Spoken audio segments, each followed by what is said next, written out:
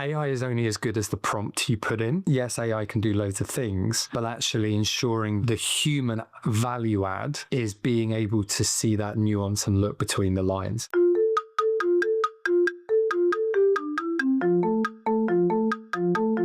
Are you a fitness-loving foodie? Then Defy Snacks is for you. Defy offers real, high-quality chocolate you love, combined with functional ingredients, giving you as much as 26 grams of protein per bag, so you can be both a little bit bad and a little bit good at the same time. As a female-owned brand, Defy dedicates a portion of its profits to other women-owned businesses. Currently sold in the US, you can find us on defywithanI.snacks.com and follow us on social at Defy Snacks.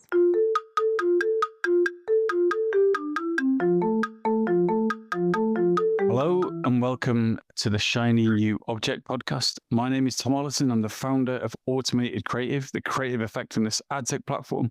And this is a podcast about the future of data-driven marketing. Every week or so, I have the pleasure and the privilege of interviewing one of our industry's leaders about their vision for the future of our industry. And this week is absolutely no different. I'm on a call with Pete Durant, who is interim head of brand at Secret Escapes. So Pete, for anyone who doesn't know who you are and what you do, can you give us a bit of background? So I'm a 20-year plus veteran within the content and marketing world, who began being a writer and online producer of video content way back when video was just on websites, and an online sub-editor at a national newspaper, to being one of the first and leading voices in social media in the UK, and then eventually becoming sort of brand marketing director and a broader leader that focuses predominantly on story as being the unique proposition that you have with customers. So we met, I'm trying to work out how long ago it was, and we were both on the IAB's social media council like 15 years ago or something like that. I mean, it must be getting on that long. We need to do a reunion, and we need to see how haggard we've all become. But the interesting thing about those meetings was, you had all these kind of heads of social or like founders talking about social. And I think the underlying current was no one really has a clue what exactly is going on or how it's going to pan out, but everyone was pretending the opposite was true. And I'm definitely seeing that again with AI, that everyone's like, yeah. Like 100%. Everyone's throwing shapes, trying to show that they're the master of it. But no one can imagine what's going to happen. I don't think they can guess, obviously. So I don't know if it sounds like you have a similar view.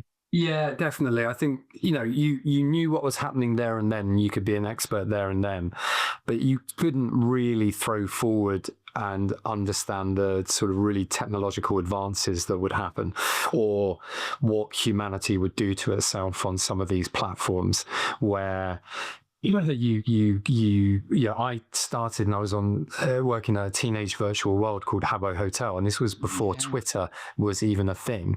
So that gives you a bit of aging for some people. And we were doing social marketing. We were using community, and actually a lot of the things that we were doing there and a lot of principles actually still hold true today.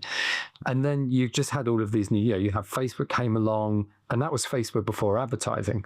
That was Twitter when you organically could win. So you built your organic teams. Then paid came along. The algorithm was squeezed. That changed things. So there was lots of things where you were slightly beholden to things that weren't in your control. You could be an expert for there and then. And actually, for those of us who were practicing then, you learn a lot about people and about customers, about what people liked and didn't like, how to listen, and how to really understand what a customer first outlook looks like, because often just your brand stuff wasn't really up to scratch. But I think the main difference with AI is that social was quite honed in on certain platforms, and you were beholden to them, whereas AI is this ubiquitous tool that can be used in so many different ways. So it feels much bigger, much quicker, much more of a,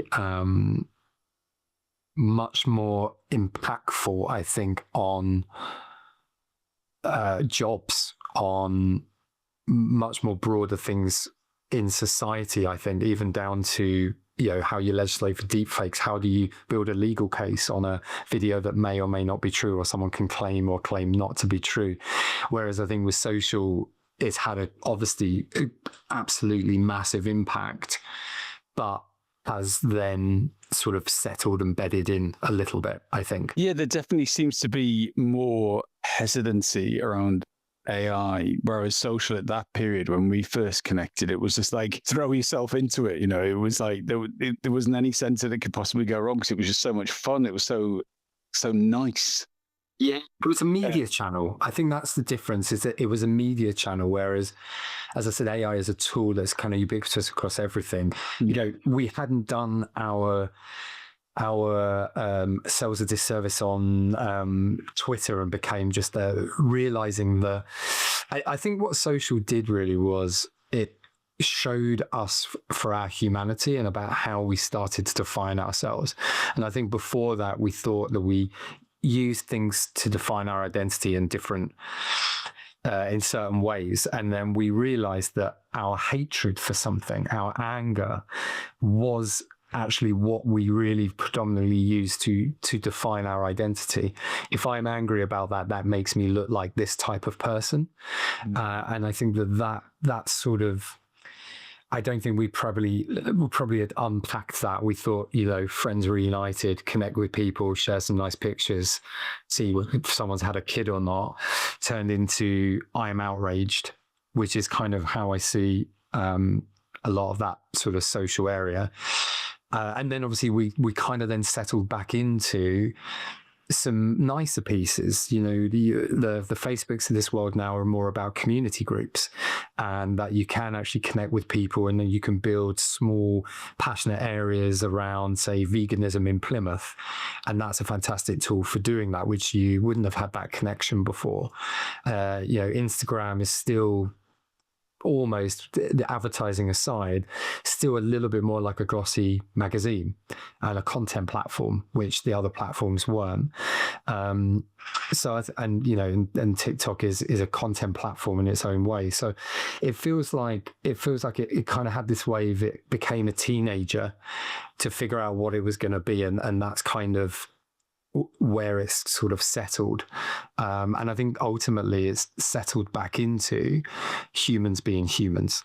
What drives us, what drives our needs, and that has become a tool for what that is. Because I remember way back in the day, someone said the reason that social media was successful, and apologies for not remembering who this was, but the reason it was successful is because it played into a deep human need for gossip, wanting to see what someone else was like, what they were doing, how they were acting. Whereas health apps and your trackable bracelet and all that sort of wearable tech, a lot of the time it gets bought, gets used a little bit, then gets put in a drawer, because that tells you that you're overweight, you're unfit, you haven't actually been doing the workout that you promised yourself you would do.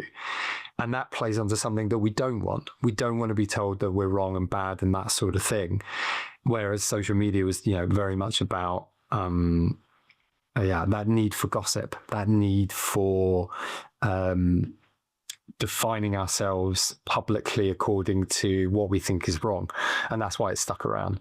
So I think that's where I think that is interesting. And I think it was media, and it's boomed as an industry, and it's changed certain content types you might make and things like that. But I don't think it is going to have as fundamental impact as the tool of AI. If anything, social created jobs. I don't see that being the same with artificial intelligence.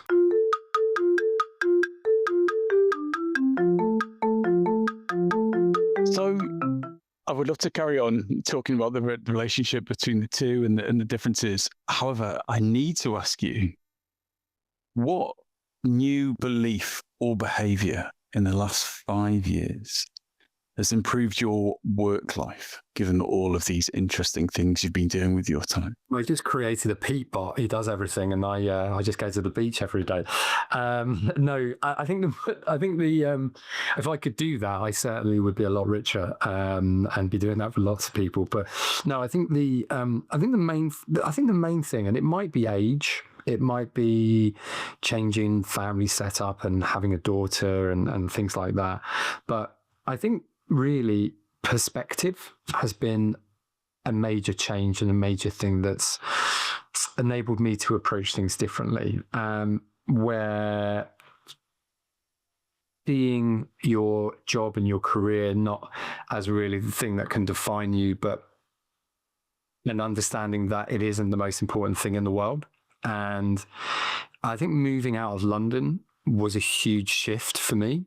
And that happened in that was a mid-COVID move. So what was that, 2020 or something like that? And actually getting out of the London bubble and how you kind of see life within London and having the perspective of working for businesses outside of London really has given me a different perspective, not only about work-life relationship, but also actually how you approach that job, what's important, what you have access to, and actually what 95% of the businesses around the country live on a day-to-day basis. And I think that's been really sort of an interesting shift for me. And I think alongside that, and I think this is something that not a lot of people will do because they don't think they need it, or they see something like therapy as being something when you are when you've suffered a trauma or a need of something, but going through a journey of self-discovery about what really motivates you on a core level, not at a work level, but just as a person, and doing the work to understand why you've made certain choices, what you need, what that thing is that actually really motivates you. I think doing that work and understanding that a lot better gives you, again, a different perspective, gives you a different work-life balance.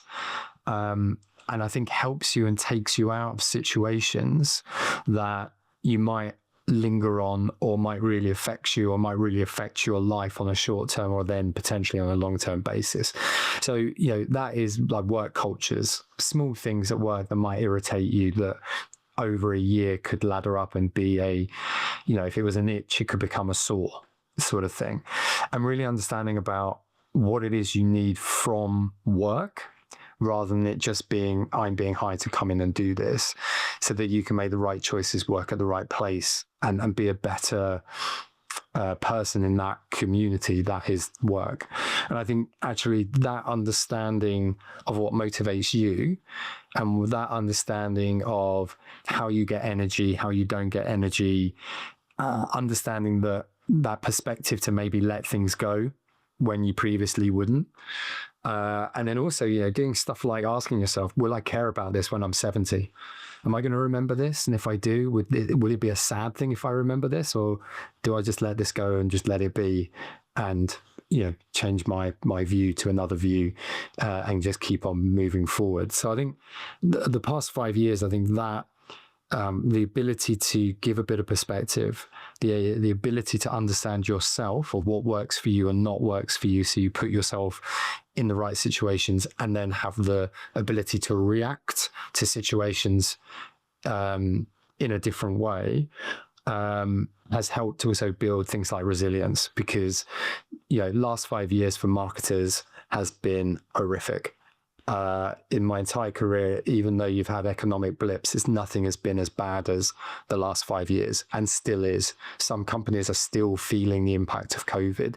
Some people are definitely still feeling the impact of the dreadful Liz Truss and kamikaze Kwarteng's budget.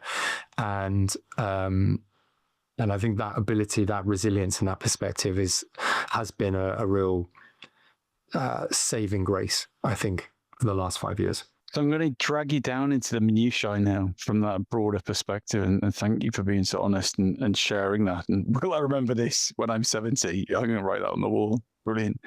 But what is your very direct bit of advice for someone who wants to become a better data-driven marketer? I would say don't call yourself a data-driven marketer. That would be my first one. I think the key part is being an insight-driven marketer.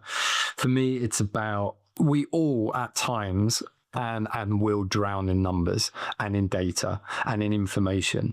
And actually now it is the worst it's ever been about just getting loads of stuff thrown at you.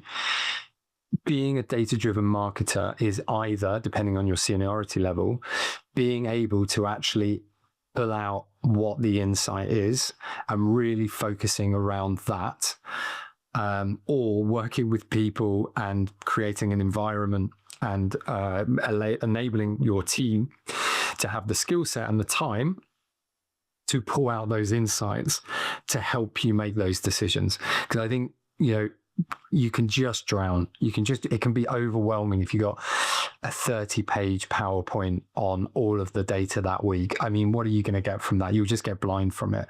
But, from me and probably my seniority level is, what are the 3 or 4 bullet points that I need to know? What are the things that we're really going to action? So I think it's that insight piece and creating an environment and the process that allows that. And then I think the other side of it is, as a part of that process and environment, is actually also to trust your gut, which seems mad, right? It seems mad that a data-driven marketer or an insight-driven marketer would trust their gut. But I think there is a little bit of that's gone a little bit from the industry, where the extremes of it is someone saying, I'm going to go and sponsor England football because I like football and I don't need any data. Obviously, we're not talking about that. But, there is marketing theory. There are things that you will know about your audience that other people won't know. Trusting your gut, but setting that trust, combining it with insight and combining it with a way that you can have a hypothesis and go and try and test it and prove it. That's the magic for me. We're in a world now where you can think something, get an email out there and A/B test it and just see if that works. What's the feedback? What can we do? Can we put some social ads out, have 3 or so different creatives and see which one works best and what one does? And that's what you can really jump into. So I think for me, it's insight, it's processes and environment, it's being able to test. And then I think it's being able to dive into those pools where you are more confident and being able to then deep dive and get those real beautiful nuggets of gold at the bottom of the well that you can pick out because of your expertise. So for me, that would always be, I remember at Endemol Shine, we had an absolutely wonderful team there, with brilliant creatives and marketers who've all gone on to do brilliant stuff. And what we were able to do there from a data point of view, and we dive deep into this because we're creatives at heart, was to find that people were dropping off we were building community and wanted people to watch more content of Big Brother, which is an example. And we wanted more watches, more view time, more minutes. And we found that people were dropping off sometimes at certain points. And we did a test and we sort of said, right, what's the hypothesis on this video? And it was a chap was coming out to the group. He was sharing his sexuality that he hadn't done with his parents, and he was doing it in Big Brother. So, from a TV point of view, an amazing moment and an amazing clip to put online. In the TV version, they went very close to him. Maybe it was a mid-shot or a mid-close-up. And it was really emotional. There was tears. They clipped to a couple of other people in the group. They were mid-close-ups, really really emotional scene. And you felt that you were in this friendship group. In the TV, the way that they edited it was they then panned to the group as a wide shot. And in TV, you understand that you want the group setting, and that's a kind of well-known technique of editing for TV. It gives you perspective of the scene and the surroundings. We suppose from looking at the data and actually going into the creative and saying, what do we want to do and what's happening? We could see people dropping off. And the hypothesis was people will drop off if we clip this up and let it be like TV, people will drop off when you cut to the wide shot of the group. Because actually online has a different, basically, I think of it as a dialect. You're both speaking English, but you both sound very different and use different words sometimes, and sometimes you use the same words. And they will drop off and they'll leave the video, because actually in digital, when you click to a wide like that after being so close and personal, what that's telling you is it's the end of the video. It takes you out of the emotional situation. It takes you out of the phone, that kind of intimate phone relationship one-on-one, and it becomes less relevant and more boring. And lo and behold, that's what happened. So then we said, right, our hypothesis is right. Let's do it again on something else. And it was right. And then we moved forward and we never did that again. And we created our own language. So for me, that last point about being a good data-driven marketer is, set those things up, support yourself with good people. And in the areas where you feel strongest, that's the areas for you to go and deep dive. That's the areas for you to go in and do that. And then you can find that sort of stuff and be involved in the process. So I think it's a little bit more nuanced than just, I have to know all of the data and all of this. I think it's about understanding where you're at, where your specialism is, and being able to have a kind of more layered approach to it.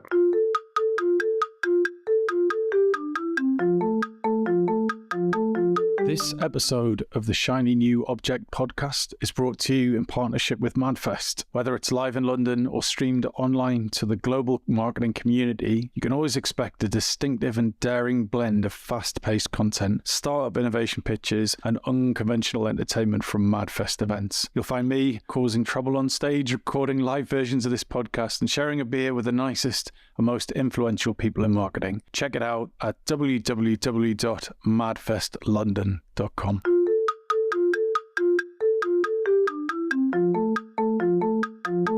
So we're going to talk now about your shiny new object, which is Meta's intent black box. What is that? And why is it your shiny new object? You can order it for now, $9.99. The postage and packing is free. So basically recently Meta presented to us and said, look, they're kind of, in Google you have Performance Max, which is their black box, where they find you customers, they do all of the work, and they it's all done without you defining your audience. And the Meta idea is that you don't even put travel interests or anything like that. They will literally find someone who is somewhere on the journey of booking or buying something, and that's your audience, and they will find it. So you could do brand marketing and basically have zero wastage, so that you can ensure that you're always talking to someone who is in market, but that could be early stage and that could be closer. So, your CPA campaigns might pick them up, or it might be that your brand ad is served, or you have a sequencing of messaging depending on where they are. Why that is my shiny new object is less about it itself, but it's sort of what that for me triggers and what that makes me think of. So think of it as some people might put a picture up and that reminds them of a happy holiday, and that might bring them down from being stressed or things like that. What this reminds me of is actually the need and the craft for creative, and how now it is just as important it was when you were doing a Guinness ad in the 80s. The tools that we have as marketers are becoming less and less. And that's one of the AI things that has driven, is that a lot of the stuff is the lifting. You kind of upload it and you let it go. And with Performance Max, I found that in a previous role at a activewear fashion house, sustainable activewear fashion house, I should say, called Bamboo Clothing. So if you want some really good nature-based activewear, go and have a look at bambooclothing.co.uk. They'll be happy for the plug. But with Performance Max, it always optimizes towards the thing that's going to drive the most acquisitions. So if you are a company that brings in new product, the new product never really works. And I've always been a bit, because of that, you kind of have to force stuff, and you kind of got to have to build your campaigns in a different way. And the promise is never always quite as it's given.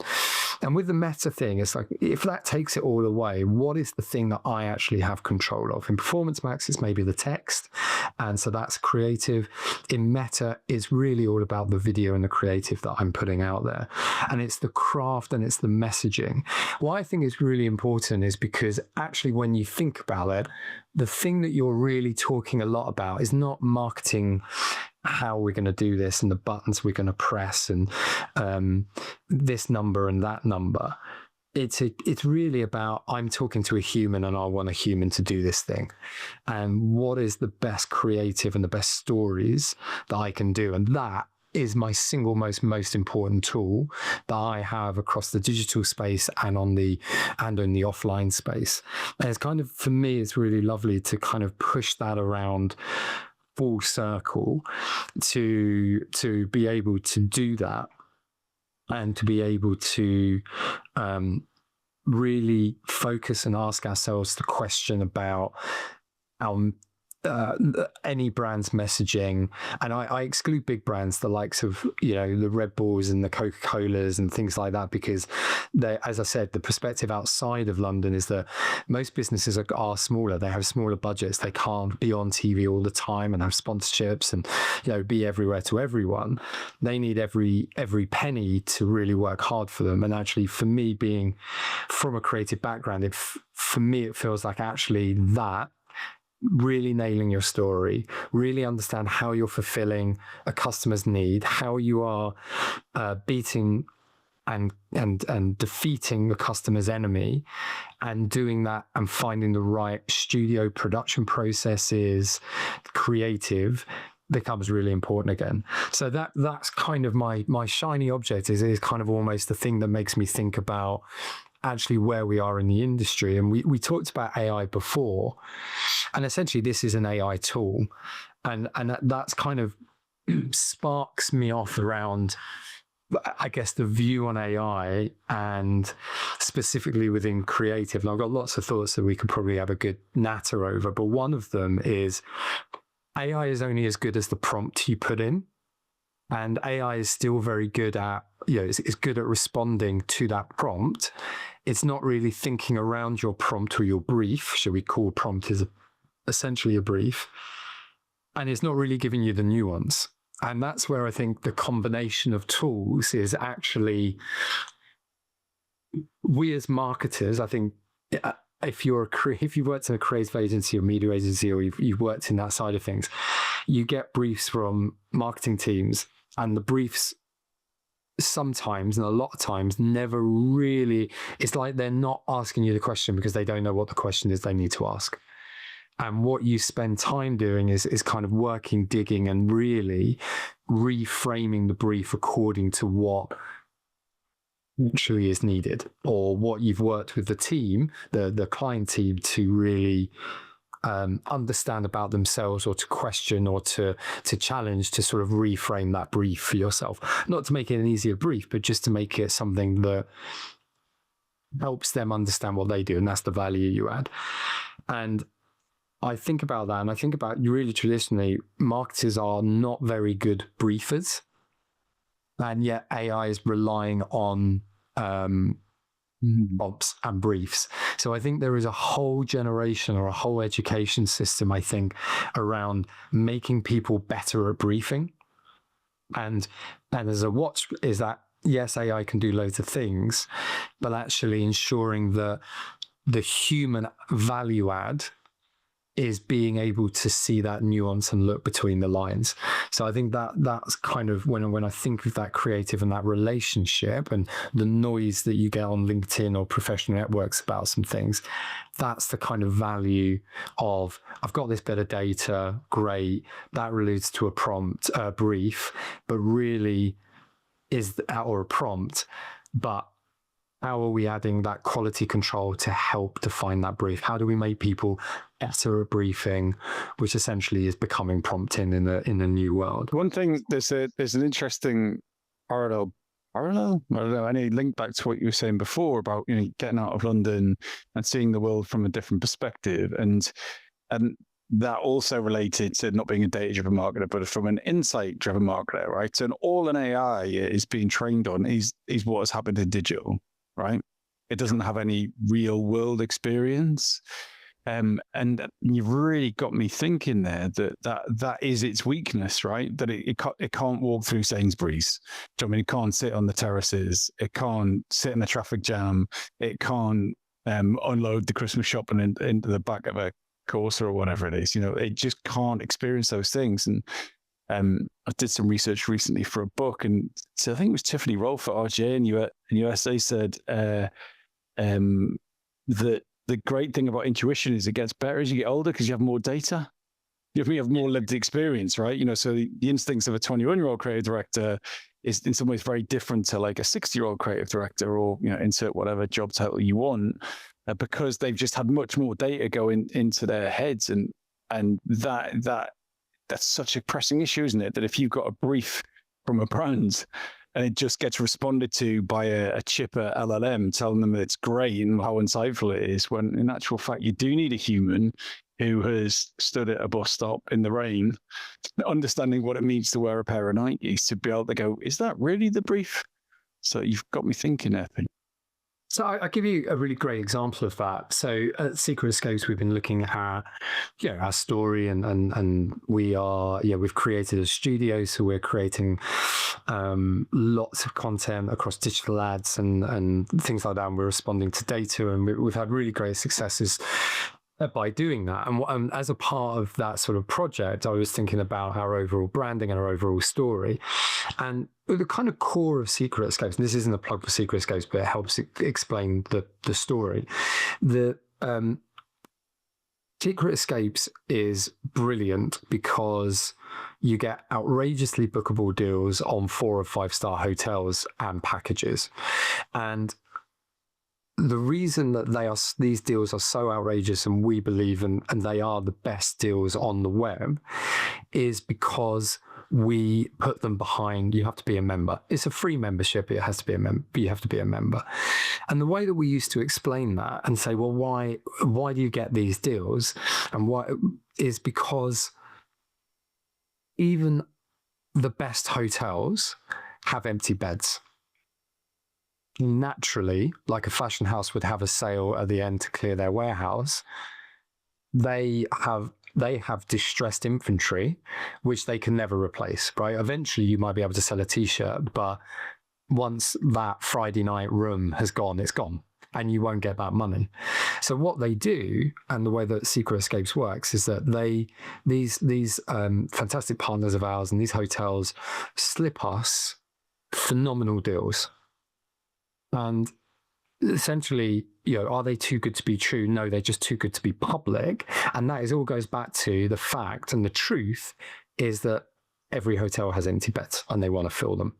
And they don't want it to be public because they don't want the kind of core prices that they sell to be public. So I was kind of looking at our story and stuff, and we used to use this term, even the best hotels have empty beds. I was like, oh, do they? Does that feel very corporate? Does that feel much more about us? And I was sat in a pub, and a couple of friends of mine, because I joined last September, said, "Oh, and where are you at? You got a new role." And I'm doing some work down at Secret Escapes. And they said, "Oh, well, what's the deal with Secret Escapes?" And I said what we did, and I said, and the reason is, and they said, "Why is that? And how do you get the deals?" And I said, "Even the best hotels have empty beds." And I saw their eyes light up. It was that genuine moment where they just went, "I get it. I completely understand that." They need people to stay at their hotel, and it's time sensitive, and that's why a partner like you is so valuable to them. If I'd have gone to an AI and said, "Oh, this is what we're saying. Do you think it works?" And all of this, is there a better way of saying it? I might have got different ways of sort of telling our brand story, but I wouldn't have had that kind of core experience of just being able to see the whites of the eyes of someone as their eyes lit up of, "I get this, I get that." And for me to go away and go, "Oh God, that line works. My God, I need to make sure that we use this line and we put this into our comms." So I think that it's those experiences, as you said, walking down Sainsbury's and seeing your product next to someone else's product. You might think you've got the best branding in the world, and on paper and literal sticker paper on a jar, it looks great. But what does it look like amongst everything else? How are people reacting to it? It's that. It's those bits that I think is where the human will always provide value unless technology moves on such a pace. And that's why I think it's really, really important. And I think, Tom, you said something really, really interesting as well about the creative director at 21 versus the creative director at 60 or whatever role it might be. I have a genuine worry about how the market is going to look even 10 years from now, in that the way that some businesses, from what I hear or what I read, are seeing AI as a great way to get a lot of the jobs done. And you know, I think we were discussing before about, you know, doing hours for timesheets, but in design, I've seen really amazing AI tools that can do fantastic design work. And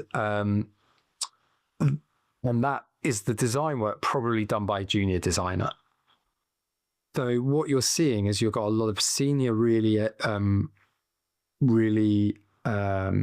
brilliant designers at the top end now using tools that mean that you don't need a junior designer.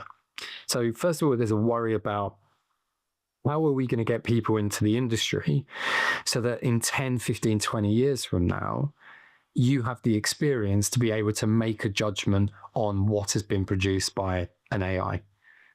You're not going to have that experience of doing, learning, judging, getting it right, getting it wrong.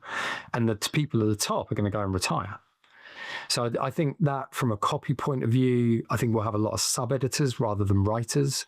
But I do worry about that sort of entry level and then people learning, and then what happens when the top end drop out.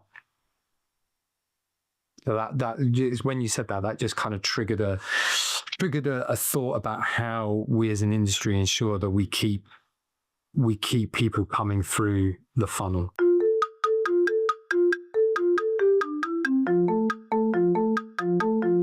There's just literally so many things I want to ask you. But this podcast has gone on literally twice as long as any of the podcasts I've done in the last 3 years, which is a massive testament to the quality. And so I want to apologize, but also say thank you. We've got to leave it there. It'd be lovely to do a follow-up on this at some point, but it's been genuinely reaffirming and exciting to be back in touch with you after a very long period of time. And thank you so much. If someone wants to get in touch with you about any of this, where's a good place and what makes a message that you'll respond to? LinkedIn is probably the best place because you can find me reasonably easily. And just come and say hello. Don't open with a pitch for your tool, first of all. Just come and say hello. I think one of the big things is, which we haven't done since COVID as much, I think, is really lean back into community and talking with like-minded people. And I think we need to, as an industry, make sure that we do all of that as we live in a remote hybrid world. So just come and say hello. Make sure that if I accept, you don't send me a message 1 minute afterwards because it's automated. But just come and say hello and let's have a chat. Brilliant. Pete, thanks so much for your time. No problem. Thanks for having me.